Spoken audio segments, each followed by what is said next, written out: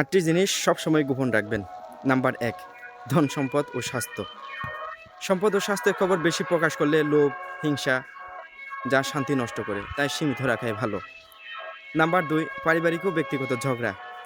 এটা গোপন রাখলে পারস্পরিক সম্মান, সম্পর্কও ভালো থাকে, সংহতি বাড়ে এবং বাহিরের লোকের হস্তক্ষেপ কমে।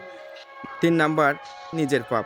পাপ গোপন রাখা তওবার শর্ত, যা আল্লাহকে খুশি করে এবং লজ্জা ও অনুশোচনা বাড়ায়। নাম্বার ৪, ভবিষ্যৎ পরিকল্পনা। গোপন রাখলে ঈর্ষা ও বাধা থেকে রক্ষা পাওয়া যায়। পরিকল্পনা সফল হলে অন্যদের সাথে শেয়ার করা যায়। নাম্বার ৫, নিজের দুর্বলতা। যা প্রকাশ করলে অন্যরা সুযোগ নিতে পারে। এটি নিজের উন্নতির জন্য গোপন রাখা উচিত। নাম্বার ৬, গোপন ইবাদত। লোক দেখানো ইবাদত রিয়া থেকে বাঁচতে এবং আল্লাহর সাথে সম্পর্ক গভীর করতে এটি সবচেয়ে গুরুত্বপূর্ণ, যা আন্তরিকতা বাড়ায়।